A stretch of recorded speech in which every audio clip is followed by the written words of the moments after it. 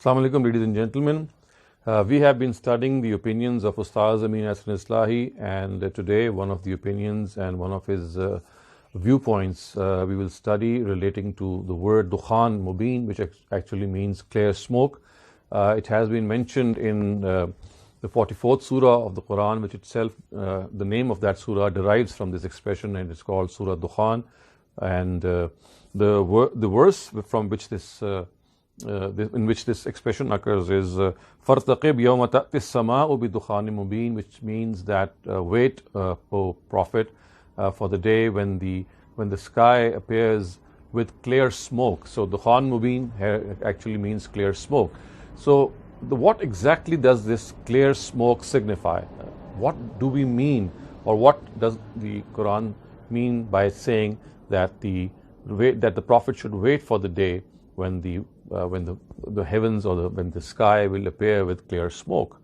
So Ustaz Amin Ahsan Islahi, first of all, before actually delineating his own opinion, what he has done is that he has actually presented the view of our Mufassirun, and he has first criticized this view and regarded to be against not only the context but also words itself of the expression do not hold water. So as far as Dukhan Mubeen is concerned, our Mufassirun, our exegetes, have generally adopted two opinions. The first group of exegetes says that this clear smoke or Dukhan Mubeen is something which will appear near the day of judgment. And this is what is actually meant by the Dukhan Mubeen, that is, there is a clear smoke, or the phenomena of the clear smoke will actually occur right before the day of judgment. And for this they also present a narrative to support their view. However, our critics, our hadith critics, have thoroughly critiqued this narrative as well, and have told us that it is extremely weak and cannot be ascribed to the Prophet. Ustaz Amin Ahsan Islahi goes further and says that not only is this weak, as has been specified by these scholars, it is also against the context in which this expression occurs. The context is of a certain punishment which is going to arise, or which is going to arrive for the people who are denying the Prophet. Thus we have the words yakhshan nas haza azabun alim, that this smoke will actually envelop people, and this is a great torment. It's something of a torment which is going to really put people into a great spot of bother.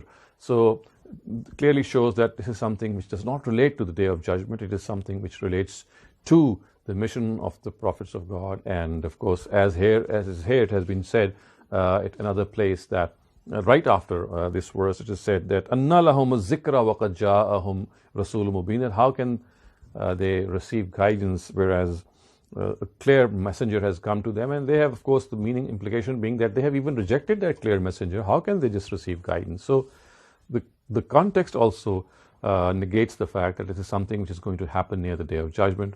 It clearly states that this is something which is going to happen in the negation of a messenger.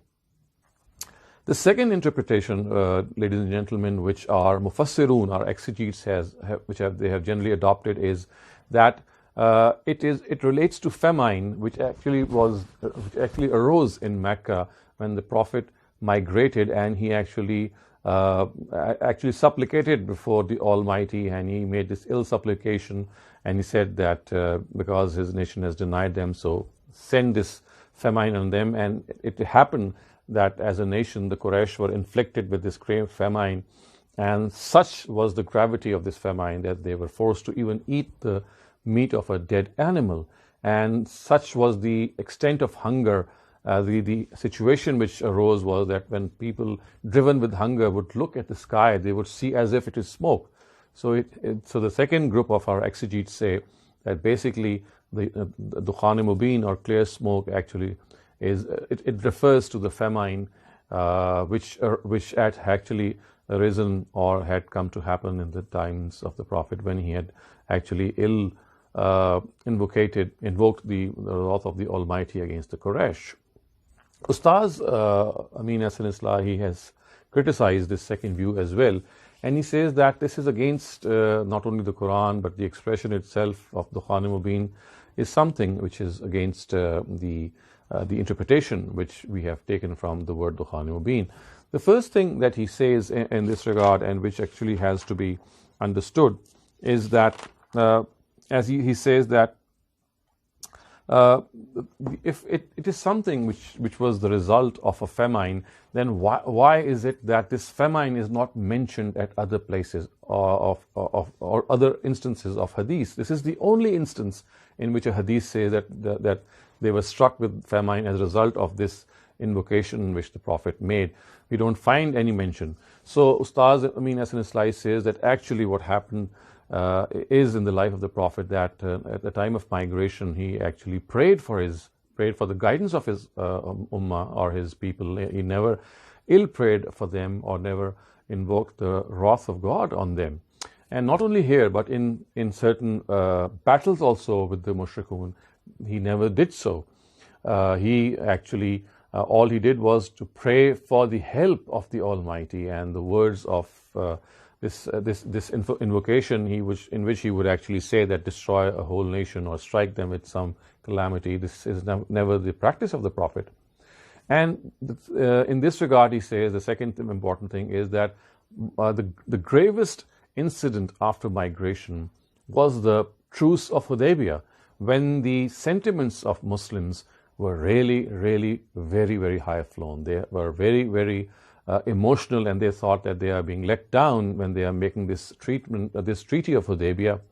And this treaty of Hudaybiyah, even at this instance, the Prophet never actually invoked the wrath of God against his people, even though the Asabiyah of the Quraysh, even though their animosity had become very evident, it was very clear, but the Prophet chose to make peace with them. He made that treaty with them, that historical treaty of Hudaybiyah. So Ustaz says that this is the practice of the Prophet. This is how he is conducting his life. So it is very strange that he would actually speak ill of his enemies at this time, especially as he said that these two instances, very clear instances of migration, and the treaty of Hudaybiyah shows that this was never the case. And then he also points out that one of the reasons for this treaty of Hudaybiyah was that there were Muslims in Mecca there were people in Mecca who had become Muslims, and had war ensued, they would have lost their lives. So one of the reasons for making peace was that they should be able to migrate to Medina later on. And had Prophet made this invocation of invoking the wrath of God, it would have resulted not only in the deaths, if his invocation had been accepted, not only in the deaths of course the leaders of the Quraysh, but also of these Muslims who had professed faith. So it doesn't make sense. And then the important third thing that Ustaz Amin Ahsan Islahi has said, that look at the context of the verse, or the words of the verse. The words of the verse are fartaqib, wait O Prophet, for the day when the heavens or when the sky appears with clear smoke. So he has not been asked here to pray or to ill pray for his people. All he has been asked is to wait for the decision of the Lord. He has to wait for that. And in the case of the Quraysh, we know that this decision never came. It was a threat. It was a threat for the Quraysh that if they will deny their prophet, they shall be decimated. And this decimation would be in the form of a smoke that would appear and then hurl. Of course, that we're going to explain a little later, that how that smoke or how that appearance of smoke would be a cause of that destruction. But this never actually materialized in the case of the Quraysh also, if this is understood clearly, that most of the Quraysh had accepted faith.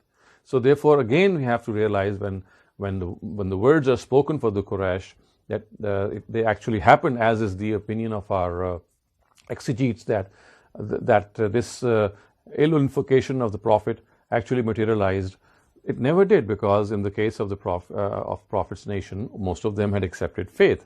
And finally, viewers, Ustaz Amin Ahsan Islahi says that the expression Dukhan Mubeen, which means clear smoke, is not at all appropriate to be used for famine. After all, Arab poets, ancient Arab poets, they have mentioned famine in a number of ways in so many different styles in their own literature, and not at one place do we find them mentioning famine in the form of smoke. So it here again is something that the unsuitability of the words for the meaning which has been derived from those words is very apparent. So after critiquing this interpretation, Ustaz says that what is actually evident from this clear smoke is that it appeared in the form of a hasib. Now, a hasib is, of course, is a huge column of wind in the form of smoke, and it just emerges and it revolves like a cyclone. And when the sun rays pierce through that cyclone, that encircling whirlpool, we find as if fire is being ignited and the smoke is going up. So he says that basically this Dukhan Mubeen is what we have found at other places in the Quran also, that nations who deliberately direct their messenger, they were destroyed through these natural disasters. And one of these natural disasters was this smoke, which appeared in the form of a wind. That wind would really move around and circle at high speeds, and then it would actually hurl stones at the people who were to be destroyed. So this Dukhan Mubeen was something very similar to the hasib, or to that stone hurling wind, which actually destroyed previous nations, and which the Quraysh are now being threatened with, that if they do not accept, then the Prophet should wait when this will happen for them as well. So viewers, these are some of the reasons which, according to Ustaz Amin Ahsan Islahi, make it very evident that the expression Dukhan Mubeen neither refers to a clear smoke that is going to appear near the day of judgment, for the fact that this is something which is against the context, and also the narrative which tells of so is unfounded. And secondly, it's also not spoken for famine, which was the result of an ill invocation of the Prophet. He invoked the wrath of God on his people, and that they were struck by famine.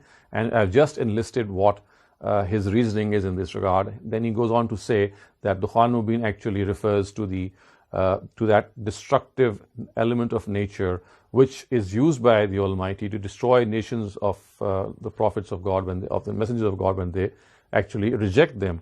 And they appear in the form of a smoke, a huge column of wind, which of course when it passes through, it looks as if it has been ignited and smoke is coming out and going all the way to the sky. So that is how he actually explains it.